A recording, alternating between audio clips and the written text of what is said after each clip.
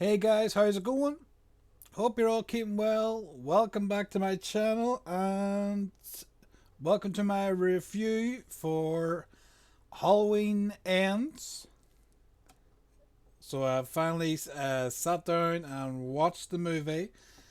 Um, so I have a lot to talk about with this movie. Obviously, I had done a few videos previously, obviously reacting to the trailers and also giving my uh, sort of predictions and theories on what the plot of the movie could be and what could happen in the movie, given some of the uh, clues and plot details from the likes of Jamie Lee Curtis and from the director himself from the movie. So I am going to do this video in sort of two parts. I'm going to talk about the movie uh, in a non-spoiler version, and then I will go into uh, detail of the movie, and obviously there will be spoilers, so I will give you warning before I talk about them, so if you don't want to be spoiled on the movie. But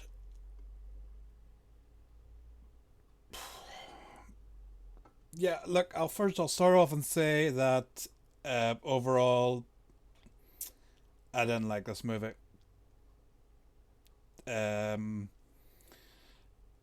it was for me. I think it was an improvement overall on Halloween Kills. Obviously, there was that was sort of a crazy sort of like story wise with that, but this one was an improvement, but overall it wasn't for me. It certainly was what Jimmy Lee Curtis said it would be, as I talked about. It would be one that would leave viewers either basically liking it or hating it, and I wouldn't say I hate it, but for me, looking at it as the conclusion of Halloween Ends, it wasn't the movie for me. I'll obviously talk about why. Um, the uh, cast did a great job.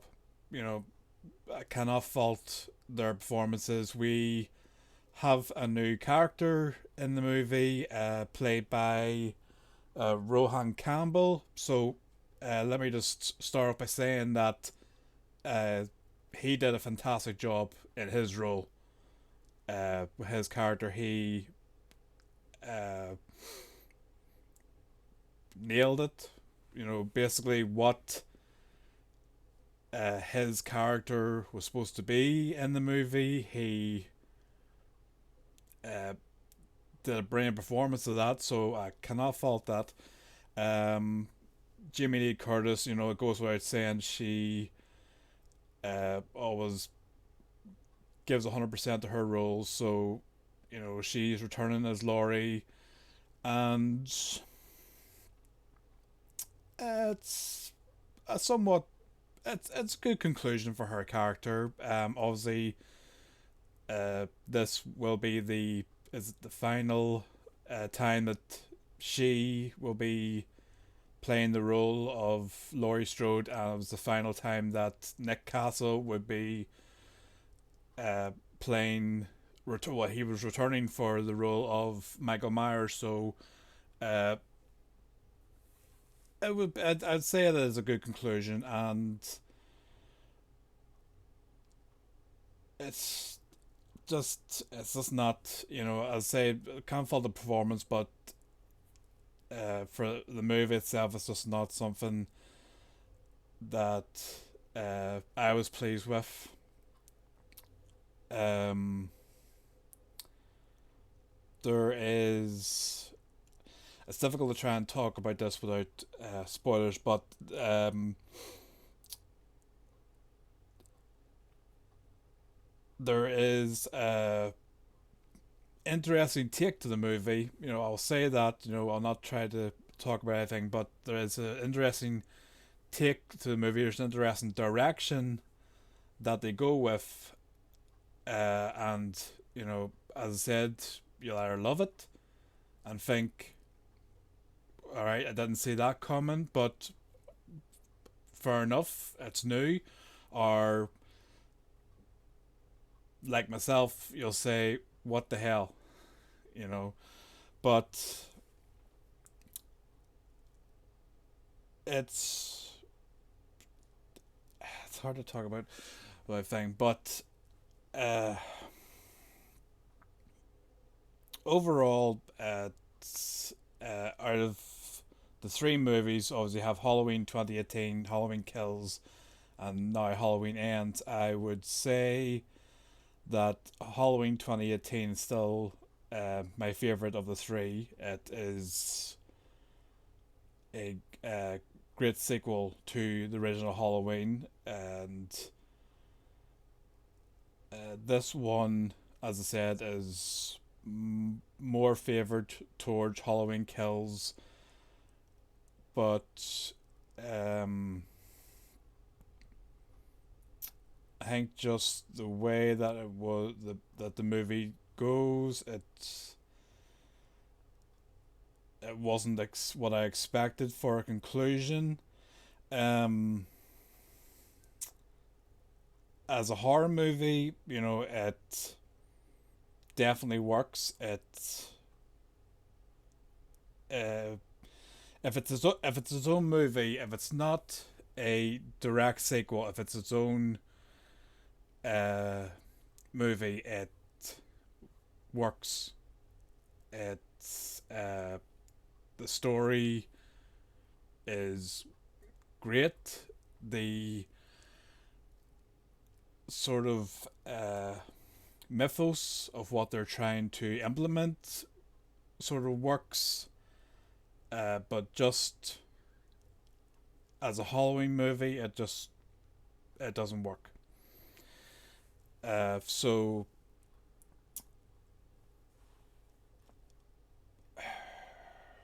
if I had to uh, give it a rating, overall rating, um, I'd have to say 4 out of 10. Like I said, if it was its own story, if it wasn't the sort of conclusion to a trilogy, and it wasn't the conclusion to what was being built up over the movies, then I would say it's 6 out of 10. At the least 5 out of 10. But because it is uh, what I was expecting from the movie, it has to be a 4 out of 10. What I will say is that the trailers definitely uh, make you see one thing, but when you watch the movie, it's a totally different thing, which uh, is sort of one of the things I had predicted. With my predictions, I was right and I was wrong on some of the things that I thought was going to happen, did happen, but some of the things that happened weren't the way it worked out. So I was right and wrong by that. But like I'm not going to um, say it's a terrible movie. I'm not going to say don't watch it. You know, everyone will have their own opinion on this movie. Everyone will either like it or they'll hate it. So I'd say it's a good movie. Like I said, as a horror movie, if you're sitting down to watch this, you know, at night, uh, and you take yourself out of the fact that it's that of all the build up to it and the thing, if you're just sitting down to watch it, you know, it's a good movie. But I think it's just the build up to it, and I think what it is with this movie is that uh, it was sort of overhyped in a way. Obviously, it was shot back to back with Halloween Kills, and it's sort of the direction that it went is, uh, I would say, definitely overhyped for what was expected and what took place. So, uh, trying to get my words out.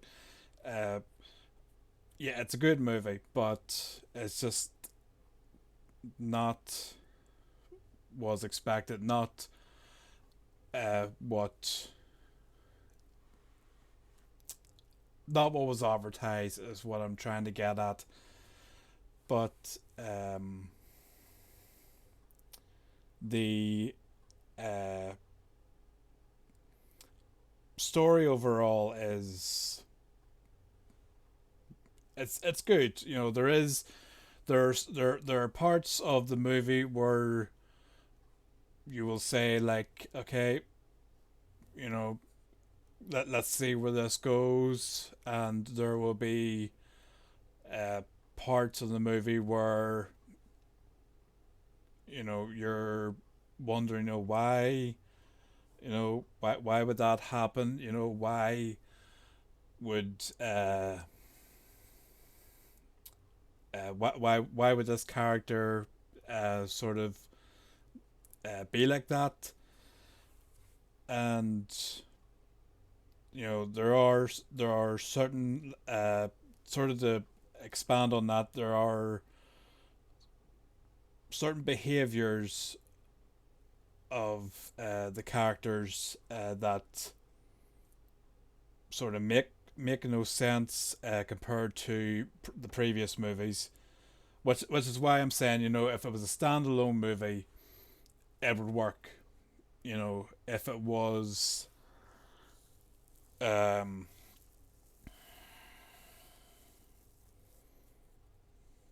the best way I could put this, you know, before I go into spoilers, the best way I could put this movie is that the story would be a great sequel to this movie. Uh, the way that, you know, if you were to uh, build up this movie as a sequel, it would be very interesting. So that's what I'll say about that. But yeah, that's basically all I want to say on that. So yeah, so 4 out of 10 as the concluding chapter of the Halloween trilogy that we had, and of the movie was hyped up as the final battle, which I'm going to get into in the spoilers.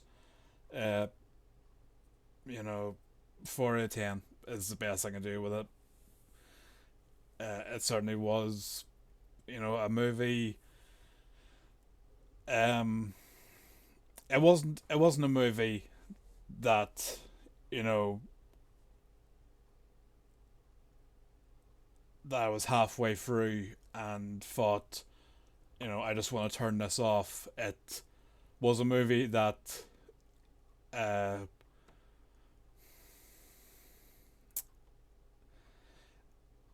yeah, it was a movie that had me, um, I don't want to say sucked in, but sort of glued to see what happens. But the payoff for me wasn't there. It was a sort of movie afterwards where you would, you know, if you're coming out of the cinema, you'd be like, "What? What the hell?" But that's basically it. So that will be it for the overall non-spoiler thing, because of a lot to get into and talk about with this movie. There's a lot of things that I want to, as I said, talk about with the direction of the movie and the plot and the behavior of characters. So, uh, if you don't want to know any more, if you don't want to be spoiled on the movie, let me just say to please like the video and drop a comment below of uh, what your thoughts have been overall on this trilogy, and you know, would you like this to be the final Halloween movie in the franchise overall, not just this, but would you like this to be the end? No more Halloween movies, or would you maybe like to see uh, a new Halloween movie starting completely fresh? Like a sort of a remake, reboot, um, or would you like to see another timeline revisited, like they've done here? Like, um, for me, if I could pick a movie for them to revisit, I would love to see them go back to Halloween 4, and bring back Danielle Harris, and maybe continue that. And Halloween 5 wasn't too bad, but I think just the way that storyline was going into the cult of form of Halloween 6, I hated that storyline. So if I could choose a timeline for them to go back to, it would be the Halloween 4, Halloween 5 type of thing, where Michael is after Jamie. Obviously it'd be great to see uh, Danielle Harris reprise her role the same way we've seen Jamie Lee Curtis reprise the role of Laurie. Um, I mean, also I think they could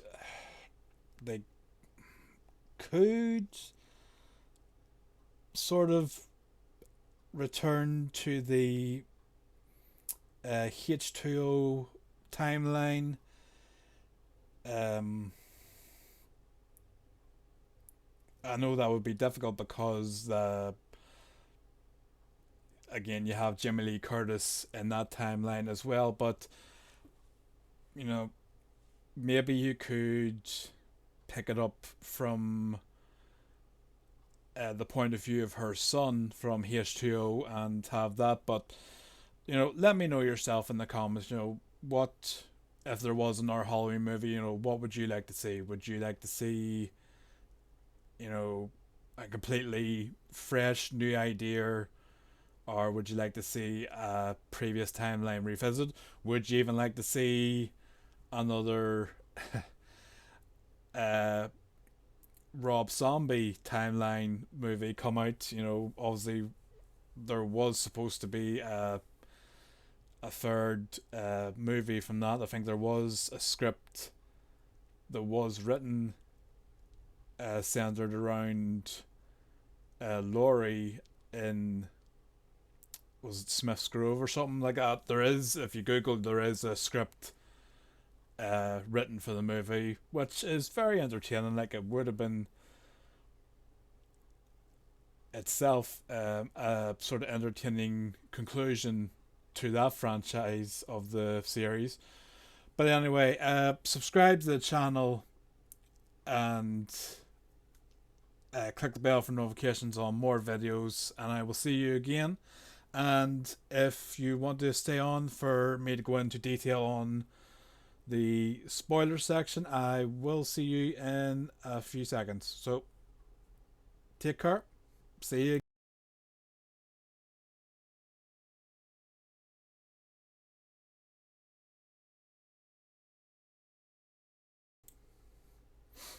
Okay. Okay. Okie dokie.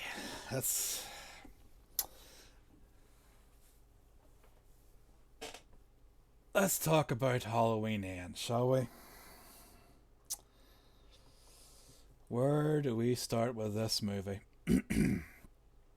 As I previously said in this video, I did not like this movie.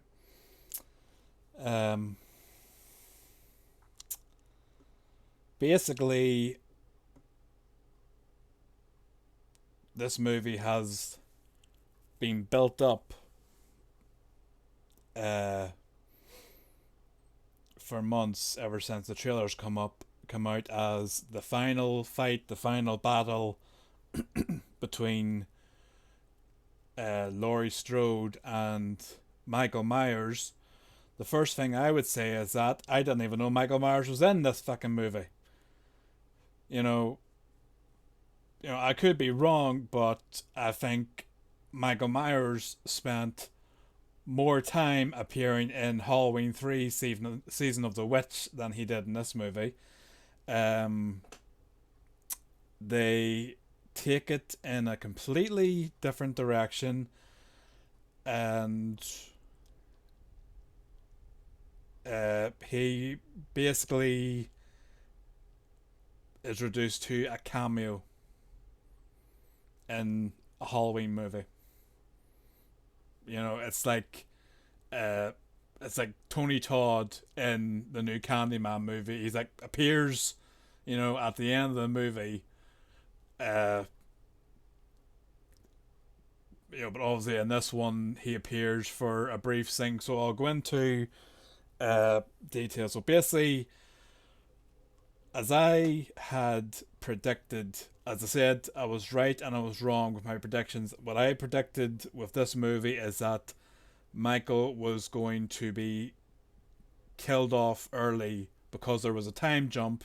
I thought it was going to pick up directly after Halloween Kills, and maybe there was going to be a confrontation. Michael was killed off, and then a time jump 4 years later, something happens in the town, and somebody basically uses Michael's identity to take their revenge. I was wrong about them killing off Michael early, but I was right about someone using Michael's identity in a way which I'll go into. So basically, we picked up a year after Halloween Kills, and we're introduced to this character of Corey, who's played by Rohan Khan. As I said, I have no issue with this the actor's performance. I thought, as said, for the direction they went, I thought he played the part very well. But so we're introduced to this character, and he is babysitting for tonight. This husband and wife are going to a Halloween party. He is babysitting their child for the night, and the mother's giving him instructions about after everything that's happened in the town with Michael Myers. He's a little he gets scared at night. If you could just try to be calm with him, if he acts up, checking in on him, make sure don't let him watch any scary movies, or don't let him eat any sweets or chocolate or anything like that. But the first thing I would understand is, if you've had this just happen in your town like the previous year, you know, would you not maybe say, let's why don't we cancel Halloween for a year or two? Let's maybe uh, take some time to mourn, and you know the fact that they say that Michael disappeared after Halloween Kills, you know the fact that he was never found, maybe let's not celebrate Halloween this year. But anyway, so Corey is babysitting this kid, and shock horror, they're sitting watching a horror movie. They're sitting watching John Carpenter's The Thing, which was a nice nod to, in the original Halloween, Lindsay is watching the original was thing from outer space, which inspired John Carpenter's movie. So basically, they're sitting watching that, and Corey's saying, look, maybe you shouldn't be watching this movie. Why don't we turn that off, and we'll, I think, I can't remember, it was carve a pumpkin or make some paper airplanes, but basically the kid starts giving them back cheek, saying, I want to watch this movie. I don't want to listen to some dumbass babysitter. So Corey basically gets pissed off, and says, right, well, I'm going to get a drink. You're going to bed in 5 minutes. So he goes to get a drink, and next minute there's like a smash in the other room. He comes back, the kid's gone, the door's lying wide open. He runs around checking for the kid, can't find him. Then he hears the child screaming and calling for his help. He finds a knife on the stairs, which had went missing from the kitchen.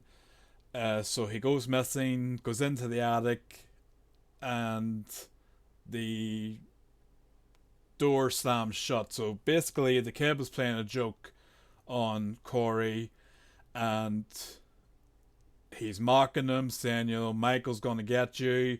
At the same time, the parents are arriving home, and it's sort of flipping back and forward the two scenes. They're, getting out of the car, preparing to enter the house. At the same time, Corey's getting more anger. He's banging on the door, asking to be let out. He's shouting at the kid. He's kicking the door to open it. And the parents enter the house, and the mother hears Corey shouting at the kid, saying, when I get out of here, I'm going to kill you. Just you wait till I get you.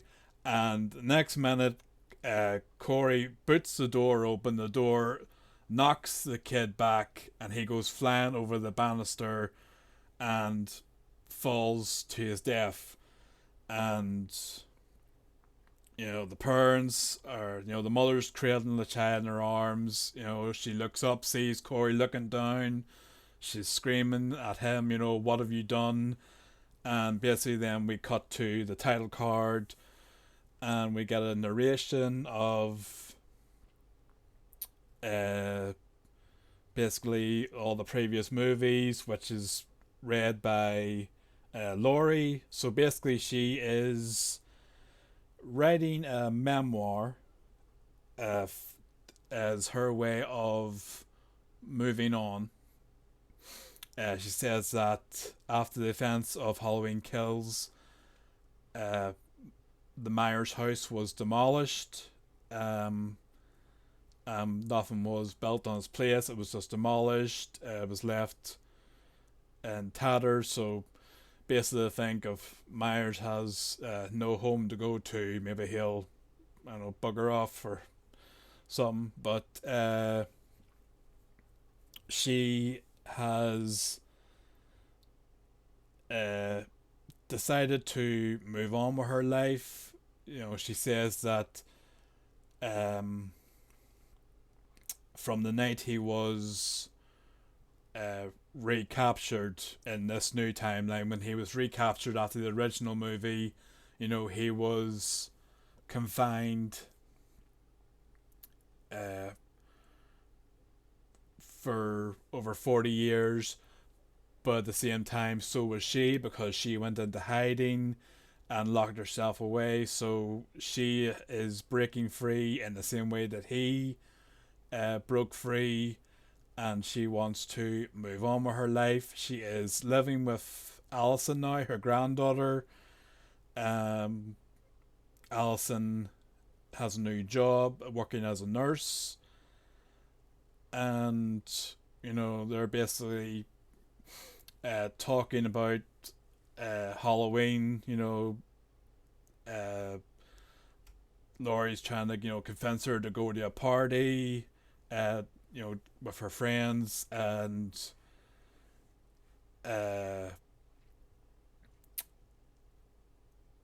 Laurie goes shopping, and she bumps into the officer who I think she had a former relationship with, who was basically the one who captured Michael originally. And they're talking about I think it's something to do with you know talking about maybe planning a trip or something. He says he always loved to see there's like these cherry blossoms that bloom in a certain part of, I think, I can't remember, was it Japan or something. But they're basically just flirting back and forward.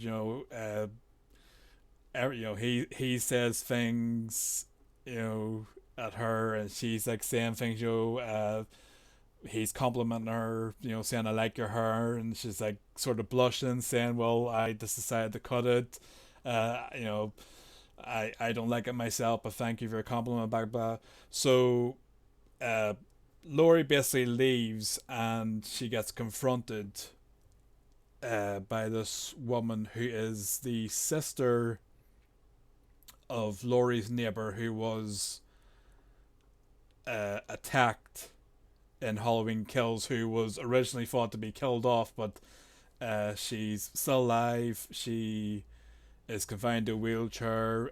She can't speak because Michael had stabbed her in the throat. And so basically, her sister is blaming Laurie, saying that, uh,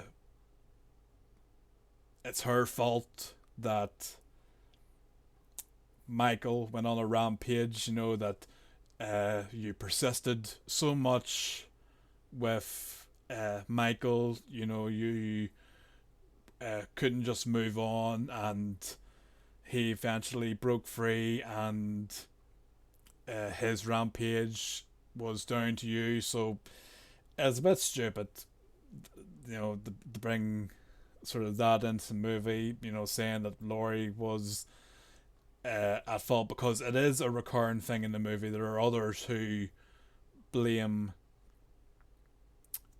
Laurie. So At the same time, then we are rejoined with Corey. So this is uh, 3 years after uh, what happened with Corey. So he was arrested and charged, but got off with manslaughter. So it was basically deemed an accident. So he's working for his uncle at a scrapyard, but it's basically ostracized by the town. He's called, a psycho, a child killer, and basically uh, tries to keep to himself. He lives with his mother and his uncle. He doesn't, uh, as I said, he keeps to himself. He doesn't talk to things. So basically, um, we're then introduced to the most irritating bunch of assholes you'll ever meet. It's basically the usual sort of horror cliche where you have these group of kids who are the town bullies. Um, there's always the leader of the pack who is meaner than the others, and he tries to um, act tough in front of the others, and they goad him on. So basically, they bump into Corey and ask Corey, can you buy us some beer? We basically they keep saying, we're in the school marching band, but we have a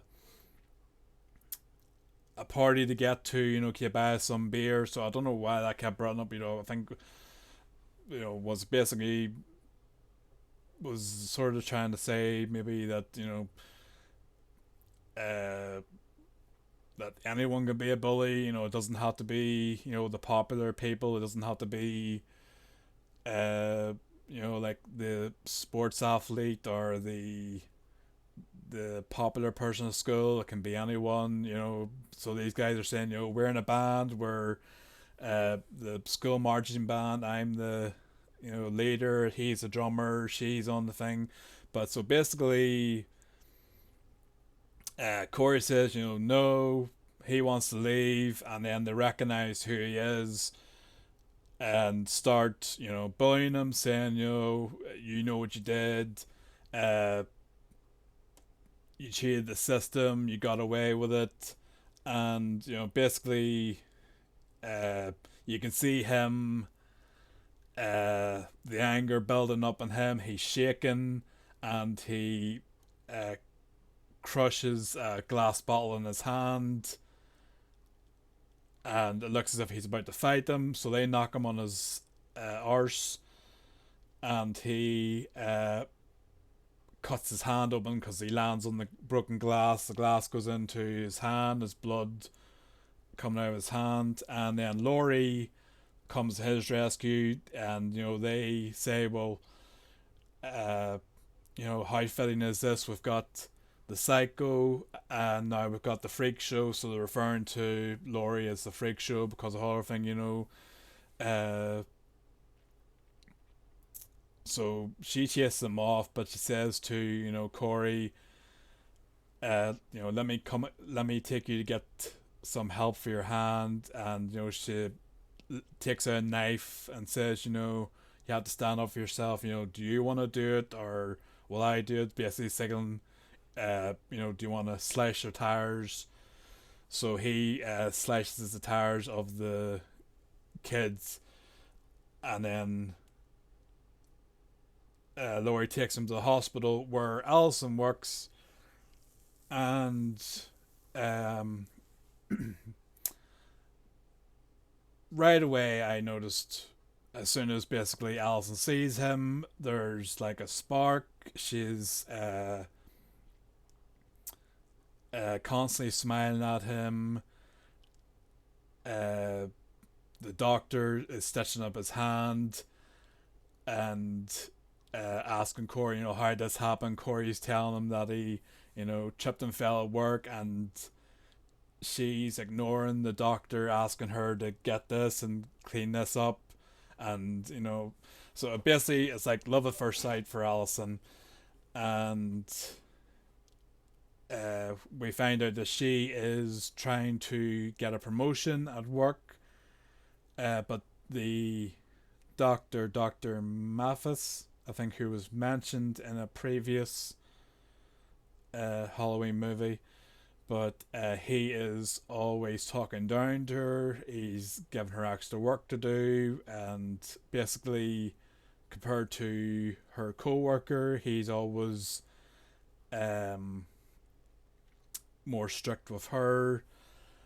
And Corey's basically saying, why do you stick around? What have you to stick around for? And she's, saying that she's there for her grandmother Laurie. So Corey goes home, and as I say, he lives with his mother, and his mother is Jesus. His mother is just constantly in his face. She's like, "Where were you? Why didn't you text me? Why haven't you called me? Why are you staying out so long? Why, um, uh, you know, why would you make me worry?" It's just one of those mothers is just constantly overbearing, and uh, he gets a text from Allison, inviting him to the Halloween party, and his mother's like, "Who's that texting you? Why won't you tell me who's texting you? What did that message say?" And he's like, "Nothing, it's nothing." And she's like, bad boys who lie to their mother don't get no dessert." And it's just like, what the fuck? So uh so he goes with Allison to this Halloween party, and we're reintroduced to Lindsay Wallace, who returns. Basically, we get a very brief cameo from her. She's like, I think she's in like one or two scenes, so I don't really know why they brought her back. Um, but basically, uh, Allison's saying that maybe people will talk if she's with uh, Corey, but she just wants to be with him. She feels a sort of connection with him, and Lindsay says, "Look, don't care what other people say. You be with who you want to be." So basically, they're having fun. They're dancing and drinking, and uh, they go into a photo booth. They're taking pictures with each other. It's like just because they literally just met, and they're like, you think they're on their like third or fourth date. So Corey basically bumps into um the mother of the child he killed. She is basically uh become a drunken wreck. You can tell, like, whenever we see her, she's like lifting her head off the bar, and she sees Corey, and she says, you come here to have a good time after what you did. You try to hide behind your fake mask, but I know what you did. You're evil. And she's like pushing him, and so he basically storms out. Allison chases after him, and uh, you know he starts to blame her, like, did you know it's going to happen? Why did you bring me to this party? And, she says that basically she feels this strong connection with him because, like her, uh, the town is always uh, looking at them differently. They're talking about them behind their back. But he basically says, she says, we have a lot in common. We're a lot alike. But he says, no, you are a hero. You're a survivor of Michael Myers. I'm looked at as a freak, a child killer. So he basically storms off, and Allison just completely breaks down. I just, literally, I was like, what? I was watching that, and I was just thinking, like, oh, what does this have to do, with Michael? I was like, where is Michael? And you notice I haven't mentioned him yet. So, but we're getting there. We're getting there. So, Corey's basically making his way home, and lo and behold, the band members are back. I'm waiting for that line of, like, this one time at band camp we beat up this guy and bullied him, but they're teasing Corey again. The leader of them is, like, saying, how about a friendly handshake? Shake my hand. Don't make matters worse. But Corey just walks on. So they basically go back and forth with, Corey says, you just try to act tough, because your father hates you, and thing, so they get into a fight, and uh Corey is basically thrown over the edge of the bridge to the ground below. They think they've killed him, so they speed off. As always, there's the one friend who thinks they've gone too far, wants to call the police, but no, the rest of them convince her, no, let's just get out of here, let's stick together. It's like, I know what you did last summer type of thing. So Corey is lying unconscious on the ground below, and there's this homeless guy in the distance, and he's like singing strange rhymes about,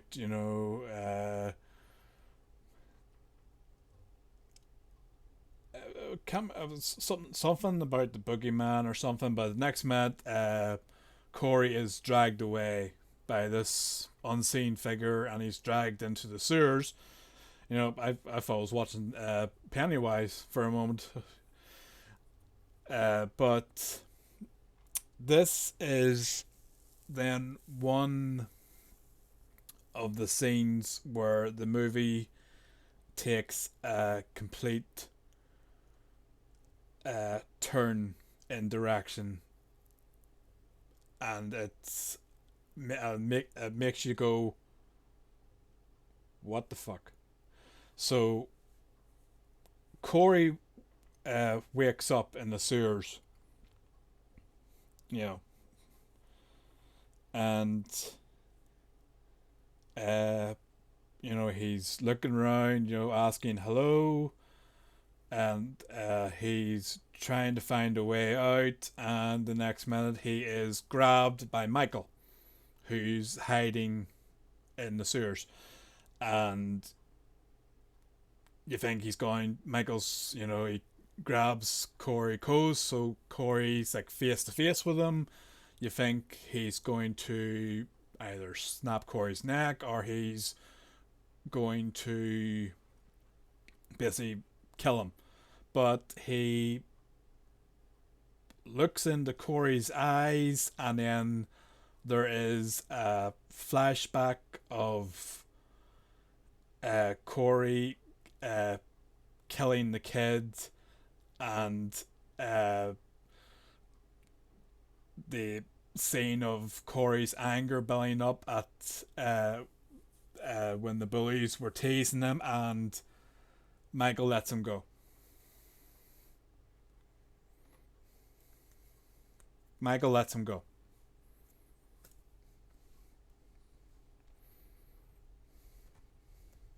So not only does Michael not kill him, but he lets him go. This is Michael Myers, who in the 2018 Halloween snapped a child's neck in the back of a car, and who in the last movie uh, brutally killed anyone he came into contact with, but now he's decided to spare somebody. Michael Myers. So, yeah. So, Corey climbs out of the sewers, and he stops and goes back, and he's like staring into the sewers, and you can hear the heavy breathing from Michael in the sewers. And then the next thing, the homeless guy grabs Corey, and he says that the man in there, whenever he drags people away in there, they don't come out. Why did you come out? Why were you spared? And so he pulls out a knife, or it was either he pulled out a knife or it was Corey's knife that Corey had. But we then basically see that he grabs Corey and somebody's stabbed, but we don't know who. But then find out that the old man, the homeless guy, is stabbed, and Corey is covered in his blood, and he runs away, and he runs to Allison's house, and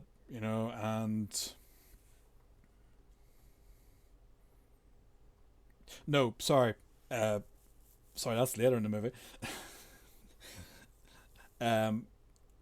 Sorry, the next day, no, he goes home, and his mother's in his face again. Where were you? Where this? What thing? What were you doing? And he goes in the bathroom trying to wash the blood off his hands, and the mother's banging on the door, asking him to open the door, answer me, and it's like, Jesus Christ. But then the next day, Laurie is writing more of her memoirs, and she looks up, and she sees Corey standing outside, sort of in the same way that she saw Michael standing in her outside her window in the original movie. And when she goes outside to look, Corey's not there, and then the next minute he just randomly appears from behind her, like he just steps out from behind her.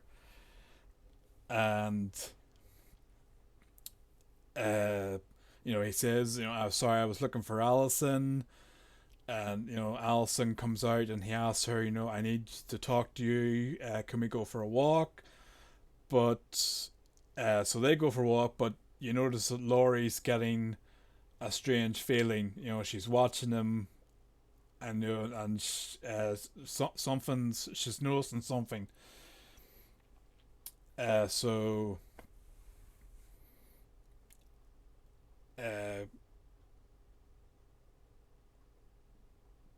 Corey basically takes her to the house of the family he was babysitting for, where the child died, and it's all boarded up. It's hasn't been lived in, so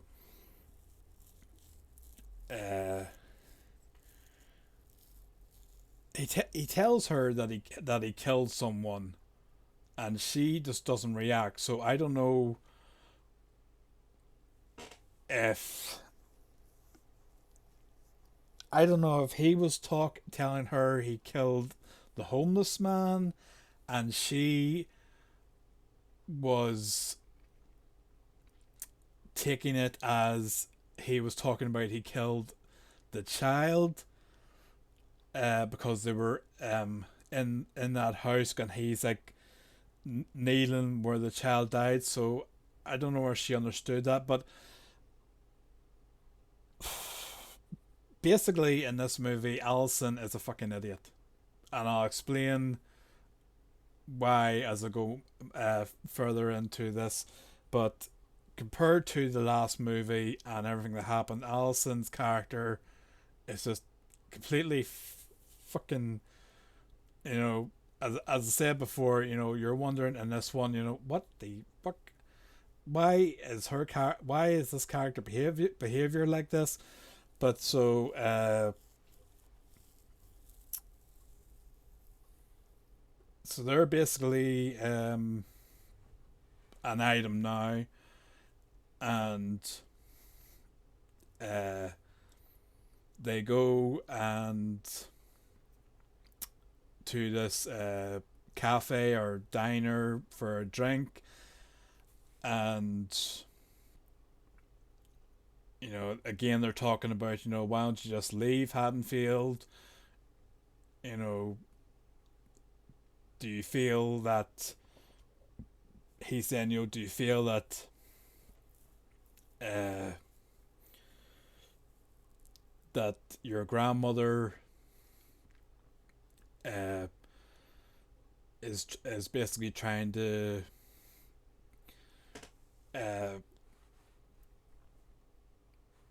keep you around to sort of protect herself, to sort of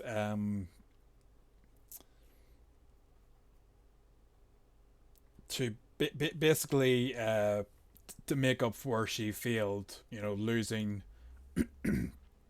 uh, her daughter, Allison's mother, but saying, you know, there's nothing really tan here. Why don't you just, leave it all behind? You know, light the match. He keeps saying, light the match, watch it burn, and get out of here. Then we get this this guy who's a police officer, but he's an ex-boyfriend of Allison. He's drunk, and he's coming over trying to flirt with her and saying, I'm out with the guys for, somebody's birthday. Why don't you come over and join us, have a slice of cake? And she says, I'm with somebody, we're fine. And he is, saying, right, well, you know, maybe in a while you can, come over and spend some time with us, or we can, thing and all. But then Corey basically tries to get rid of him, saying, she said we're fine, leave us alone. And then, you know, it's the same, the same type of cliche thing, the the the, the guy then basically, says, what's your problem? You know, you got an issue. Corey then bounces up from the table, is in his face, and then the guy backs off. We've got no problem here. He goes back to his friends, and his friends say, do we need to kick somebody's ass tonight? And he says, no, I'll deal with this one myself. So basically, then after Corey brings Allison home, then he rides off on his motorcycle, and you see somebody following him, who's the police officer, and he follows Corey to the sewer where he was before. he finds the dead homeless man, but because he finds the body in a zipped up tent, so he just thinks that the it's just a dead homeless man who's just died, natural causes. So Corey jumps him and then runs into the sewer. So he follows Corey, and then Corey jumps him again, and then turns around, and you see Michael then jumps the guy, but the guy basically knocks Michael on his arse. So I don't know what's going on here, but then Corey jumps on the guy again and knocks him to the ground, and then basically screams at Michael to get up and help him. Scream. He says, show me how you do it. Show me, teach me. And Michael staggers to his feet. Corey's holding the guy down. Michael stabs him, and he stabs him again. And with each time he stabs him, you can see it's like sort of, you can see Michael like twitching, as if it's like sort of feeding the evil inside him, and he's like, each stab is getting stronger. So I just don't know what direction they were going with here, but so basically, so Michael basically kills the officer while Corey's holding him, and then again, so this is why I'm saying that Allison's fucking idiot. Corey again shows up at Allison's house. He's banging on the door. She opens the door. He's covered in blood for the second time. And she invites him in, asks him what happened, and he says, I don't know what's happening to me. And Laurie arrives home and basically sees Allison and Corey going up the stairs to her room, basically to sleep together. So the second time that this guy has shown up, who she's only just met, or well, she knows who the guy is, but she's never like talked to him or met him, but she's only just met him, and he's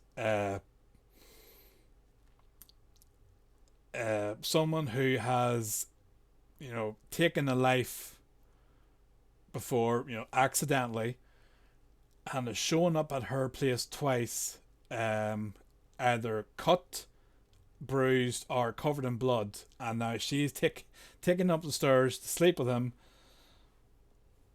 and nothing, and that's not where it stops. So I'll get to that in a further point.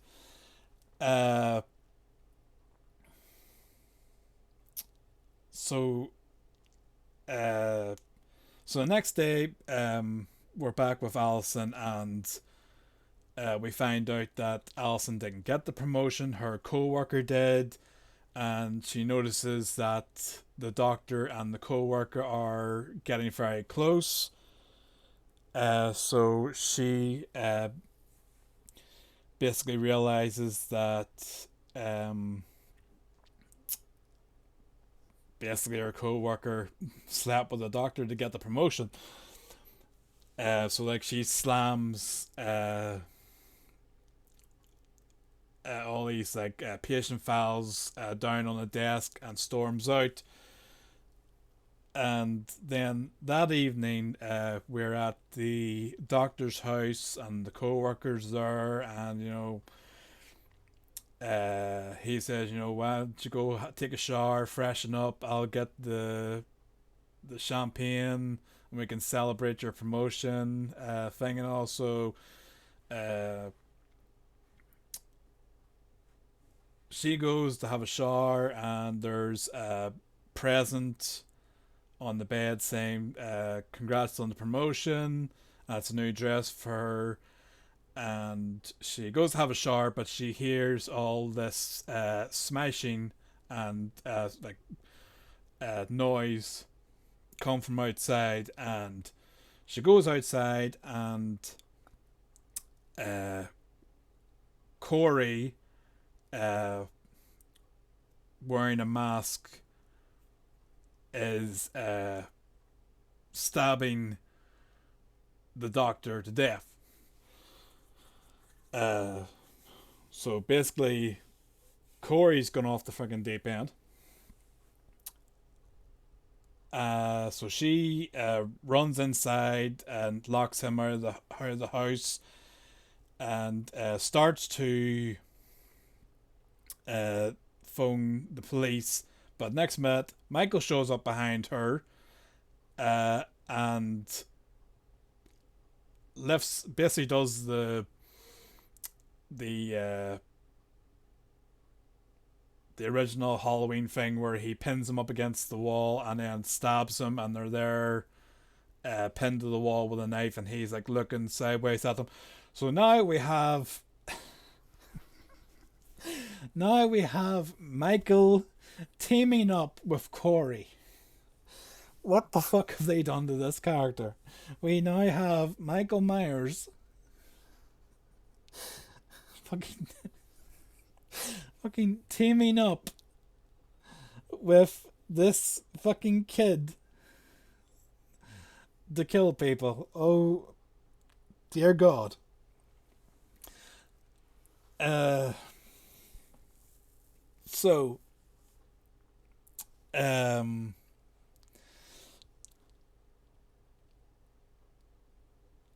so yeah, basically, right, so the next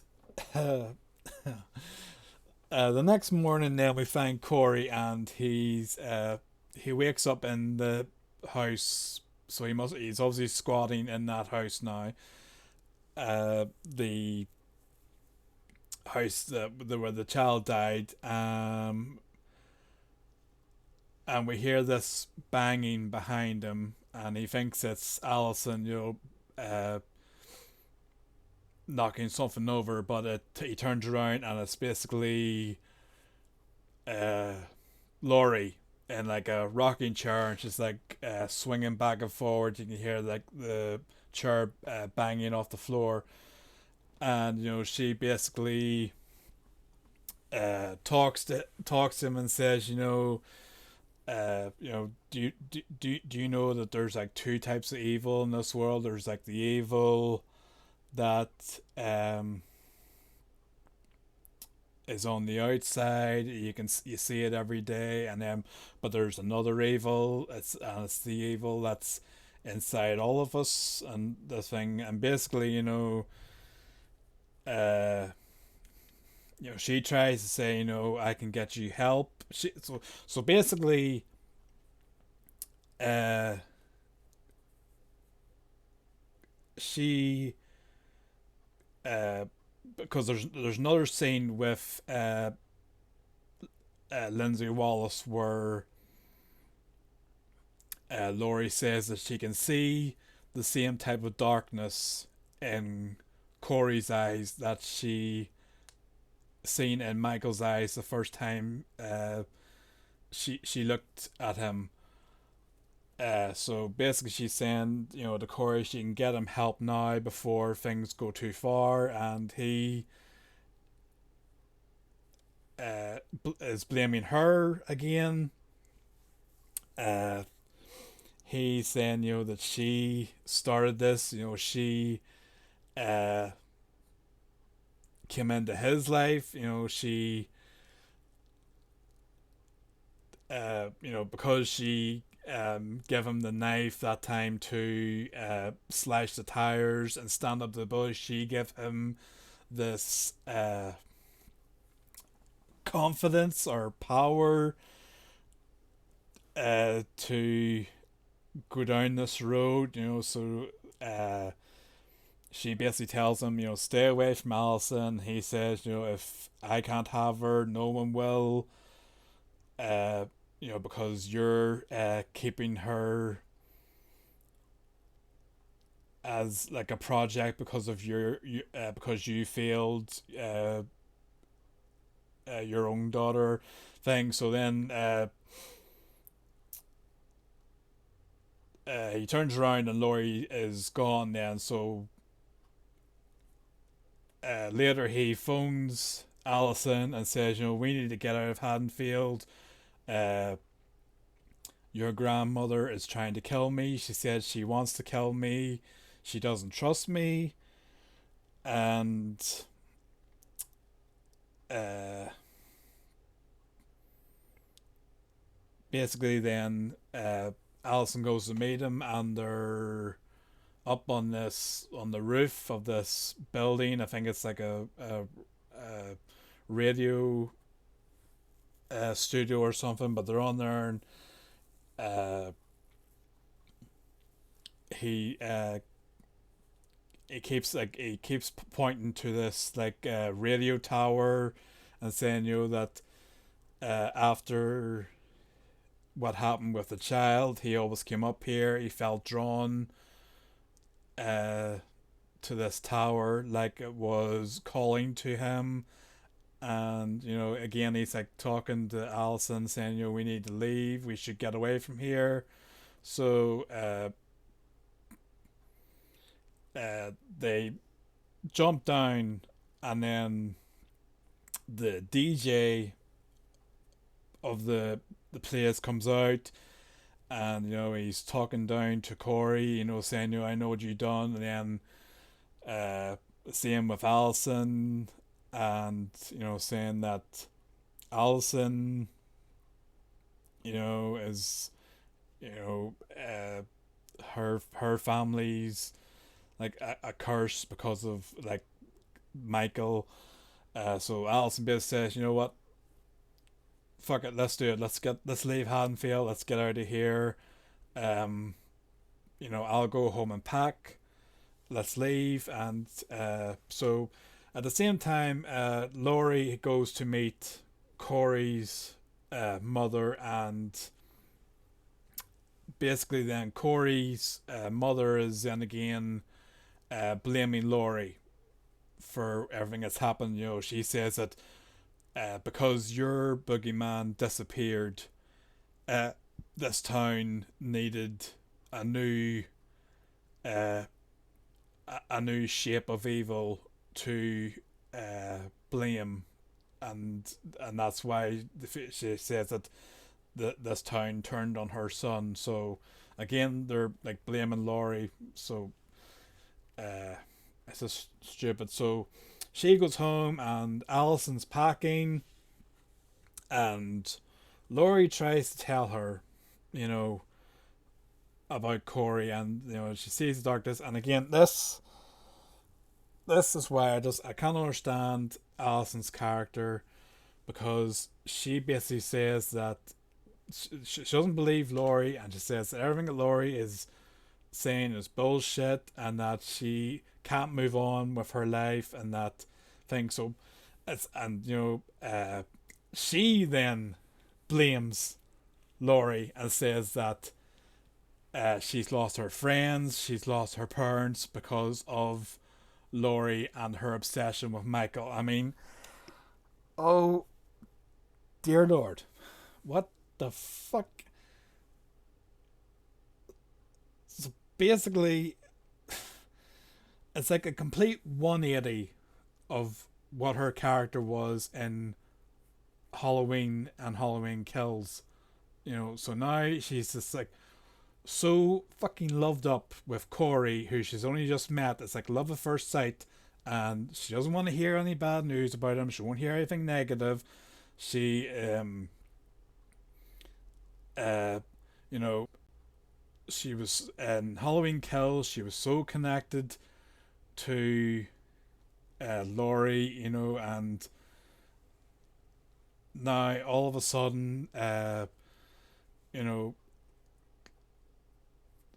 Laurie, who for so many fucking years tried to tell everyone what would happen with Michael and everything that's happened in the town, she's basically saying, "Oh no, that's your fault, not Michael. You brought this on this town with your obsession with Michael.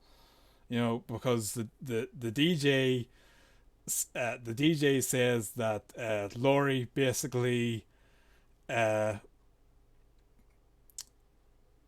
uh, bullied. He says Laurie bullied a mentally sick man until he cracked. So Allison's basically saying, you know, that it's your fault. I'm leaving. I'm out of here. So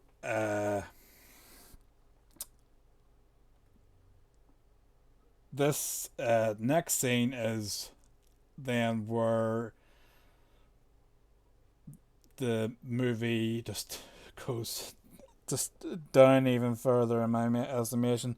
So Corey goes back to the sewer, and he's basically shouting into the sewer, you know, you have something I want. So he kicks Michael's arse.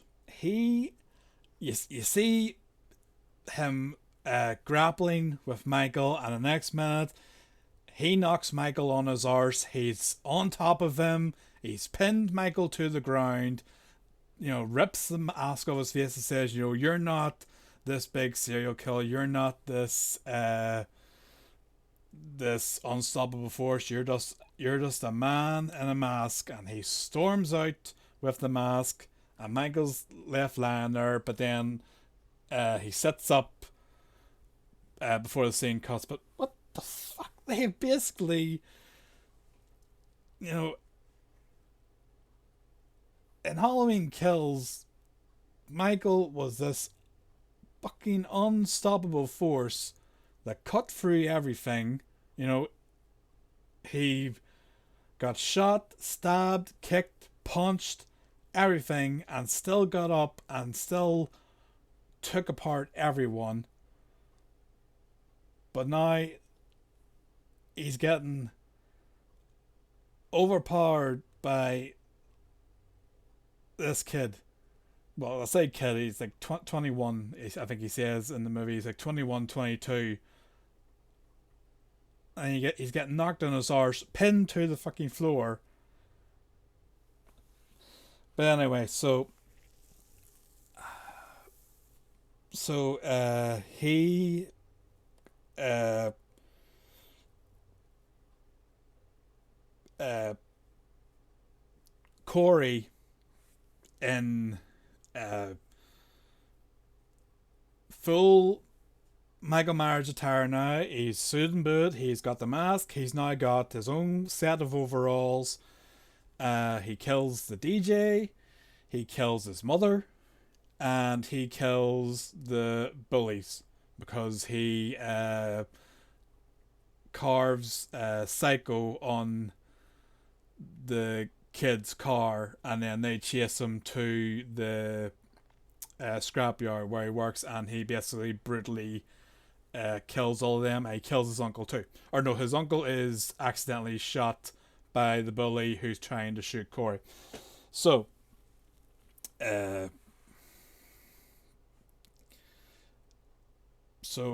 then we cut to Laurie, and she's trying to phone Allison, and she's trying to leave messages. And then she basically phones in a suicide at her place. So it's you basically think then, because she takes a gun out of her safe, and she's like takes her necklace with, I think, is like the picture to her and her daughter or thing off, and lays it on beside her finished memoirs, and she walks out of picture, and there's a gunshot and something splats on the wall, so it makes it look as if she's killed herself.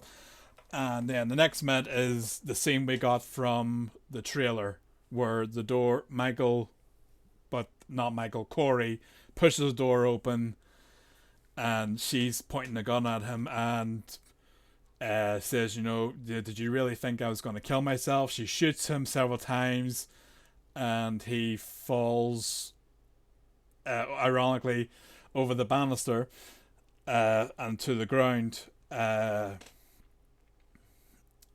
And he takes off his mask, and he's blood pouring from his mouth, and for some reason then Laurie fires the rest of the shots into the wall. I didn't understand it. Was she trying to I don't know, was she trying to empty the gun, or was she trying to I don't know, make it look like she put up more of a fight, or there was more of a struggle against Corey or something? But you know, basically she says, you know, did you really think, you know, I'd let you leave with Allison? And she says, you know, you came here to kill me, you know, go for it. And he grabs his knife, but next minute you hear a car pull up outside, and it's Allison. And again he says, you know, if I can't have her, no one will. And he stabs himself in the throat, and is lying there bleeding with the knife in his neck. And you know, Laurie says, oh, you fucking asshole. And she put, why does every fucking person do this in a horror movie, where they pull the fucking knife out and then they're left there holding the knife when somebody walks in? But Allison walks in, and Laurie's standing over Corey with the knife, and you know, he's bleeding out from a thing. Now, do you remember when I said that Allison's a fucking idiot in this movie? This is what cements it. This is what cements it. Now, Corey is lying on the ground in full Michael Myers gear, overalls, and he's holding the fucking Michael Myers mask. He has shown up at her house twice, covered in blood. Her grandmother Laurie has tried to tell her that she noticed similarities between him and Michael. She thinks he's dangerous. Laurie doesn't want, and Allison doesn't want to listen. He is there in full fucking kit. He's even got bullet holes from her obviously trying to shooting him.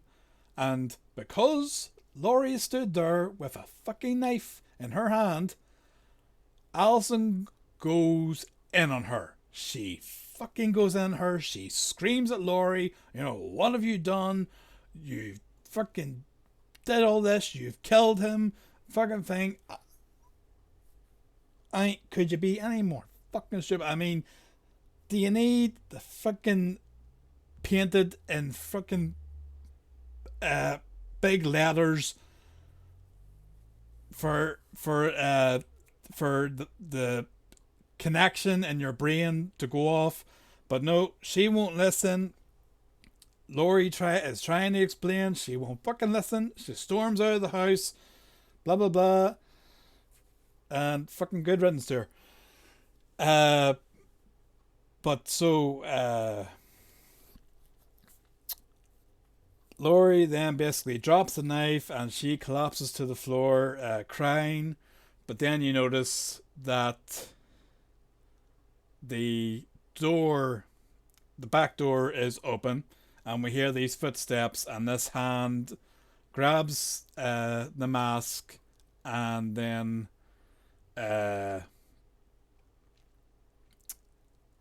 Corey then grabs Michael's hand, so it's obviously Michael, grabs Michael's hands, and uh, Michael basically snaps Corey's neck. It's only taken like over a fucking hour for him to do it. But I don't know whether he's did that out of compassion or thing, but because Corey's basically bleeding out, he can't get a breath, and Michael is like uh, holding his head with his hands, and then basically just snaps. Uh, and then he goes looking for Laurie. Uh, so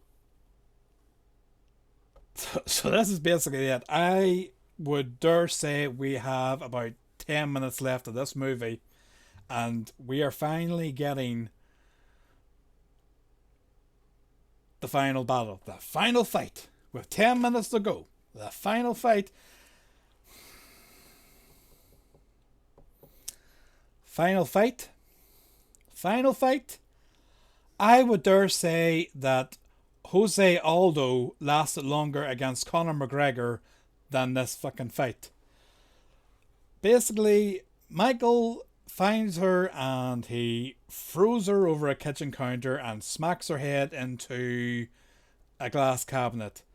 Then he tries to stick her hand in a blender, or sorry, like a food blender in sinks, but Laurie overpowers him. Now, fucking, at this point, yeah, you might as fucking well. I mean, he's already got his ass kicked twice and knocked on his arse. So Laurie overpowers him, stabs a knife into his hand, and pins him to the kitchen counter.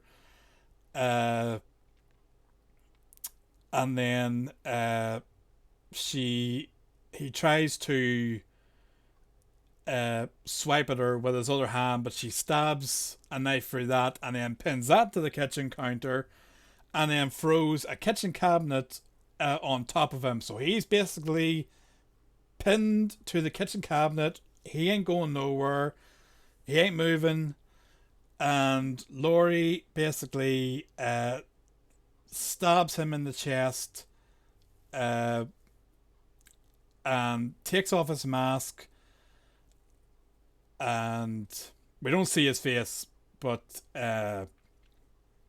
you can see just like the burned thing.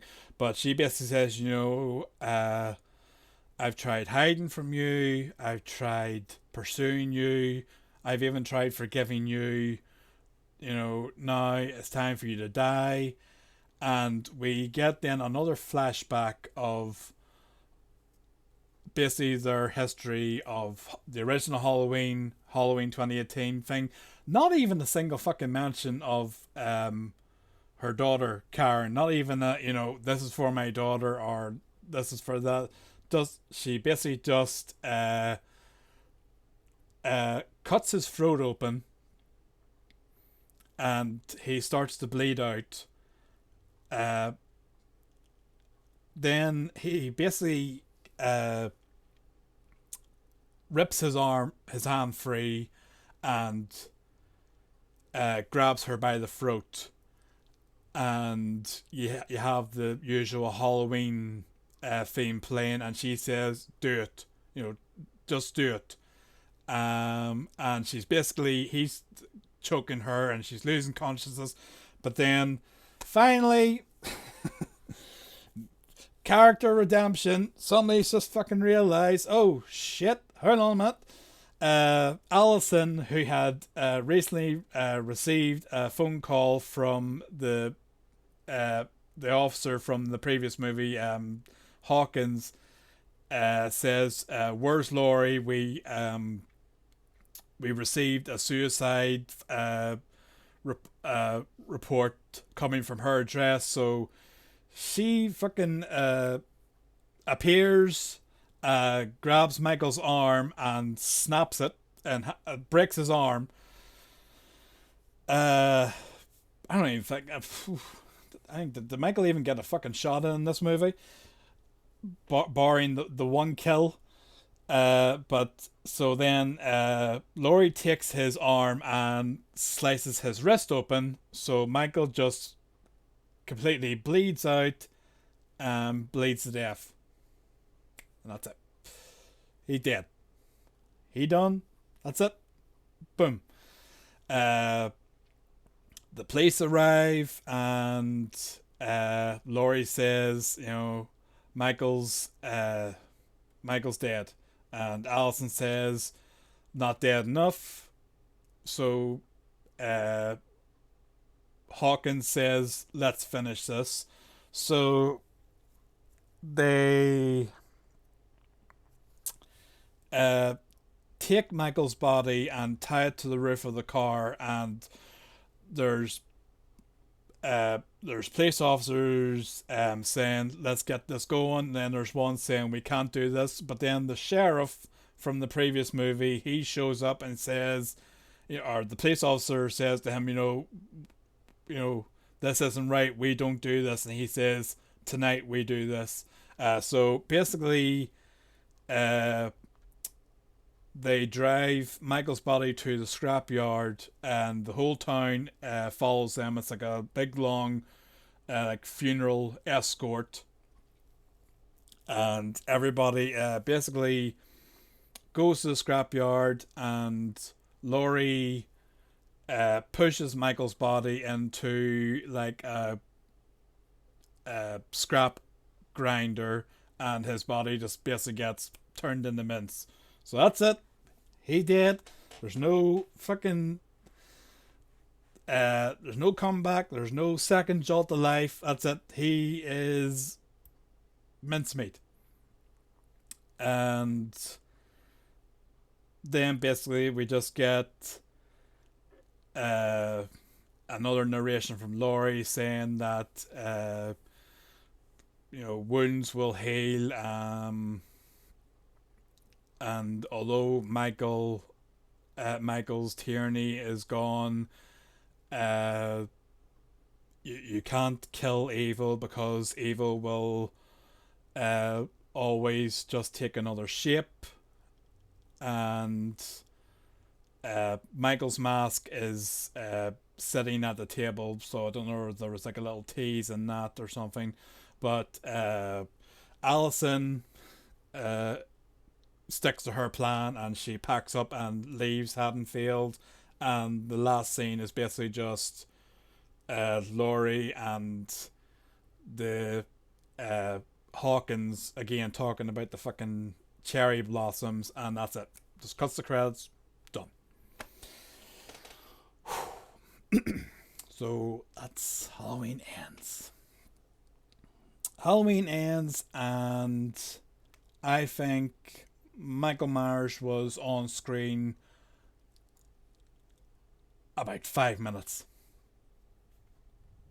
give or take. What the fuck?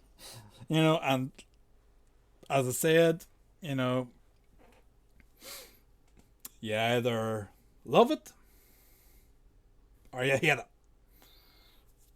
For me, I'm not gonna say, oh, I fucking hate this, it's the worst movie ever made, but the direction they took for the conclusion of this, after building up as Michael versus Laurie, the final fight, the final conclusion, and they basically only got the fucking final fight was about 5 minutes on screen,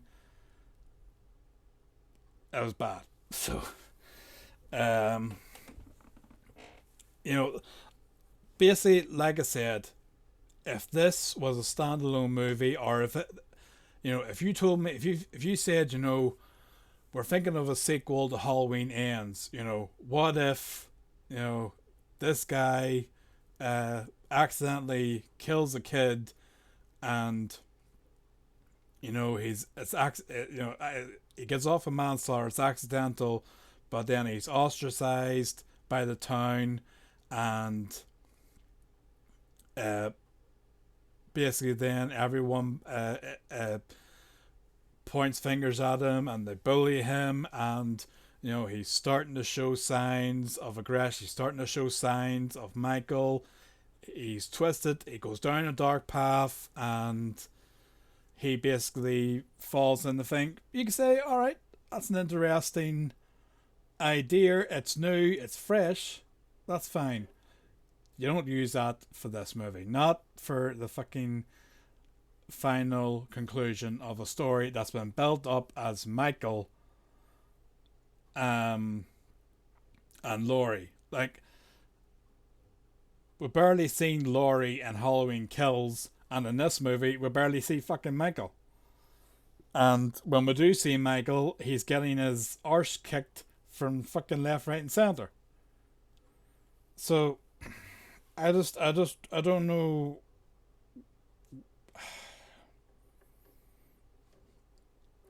I don't know if things were rushed. I don't know if there was another idea and they just decided to go with something else. But it's just for me, it was the wrong idea. It was the wrong, you know. As I said, that actor put in a brilliant performance as Corey, and if I could sum it up, I would say great character, wrong movie. This wasn't the movie to introduce a new character who was going to be the main focus and the antagonist. Not in a Halloween movie, not in you know a movie. If it's been built, you're going to a movie to see Michael. You're not going to see uh, copycat Michael. With also making a special appearance, Michael Myers. You know, but I don't know. You either love it, you hate it. For me, it was this thing, but I just and I didn't understand the direction for Allison's character. She just does a complete 180 where now she doesn't believe Laurie and she doesn't want to hear anything. She bumps into this guy that her grandmother takes to the hospital to get stitches, and immediately falls in love with him and is ready to believe him, even though he shows up at her house covered in blood, and her grandmother has said that she doesn't trust him, and she sees something in him, the thing, but she's just head over heels in love with him and is ready to drop everything and leave with him. It just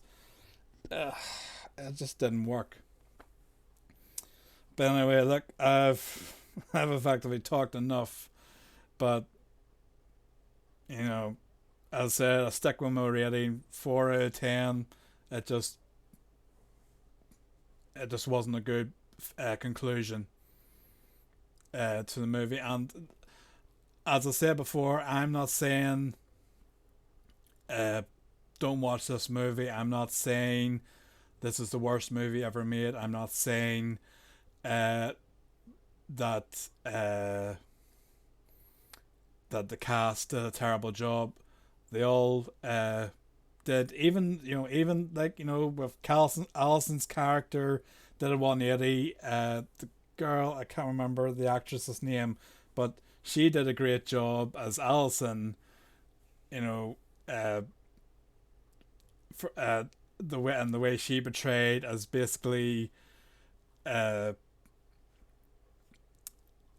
she would remind you a bit of Laurie in Rob Zombie's Halloween 2, where she's basically trying to break free of her past and everything, and she's trying to and she's just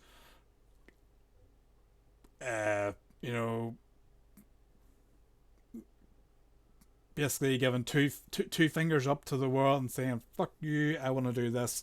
So the actors did a great job of that, and Jamie Lee Curtis, as always, she does a great job as Laurie.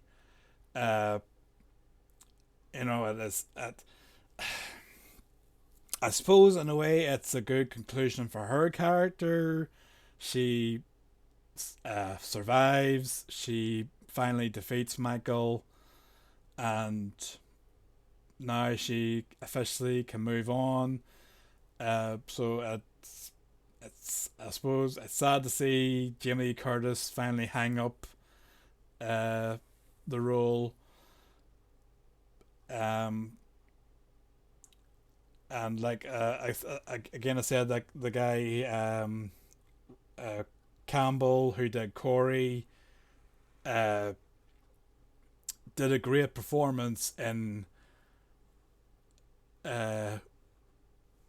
in the way the character delves deeper and deeper uh, down into, I suppose, darkness in a way. So they did a great job, but it was just the direction and the plot. It just didn't work. But anyway, I have talked a lot, but I just I needed to go in on it, talk about this movie. But anyway, if you've enjoyed this extended talk and rant, I should say, please like the video and drop a comment below. Like I said previously before about your thoughts on this overall trilogy, and if you have watched the movie and you've watched up to this point now, obviously, what your thoughts are on the movie, what your thoughts are on how the story played out, the conclusion, and are you happy with what happened, or are you not happy? And subscribe to the channel and click the bell for notifications on more videos. My voice is about to go, so take care, and I will see you again. And let's see if we ever get another Halloween movie, or is that it for Michael Myers? He's grinded up. He's mincemeat. Take care.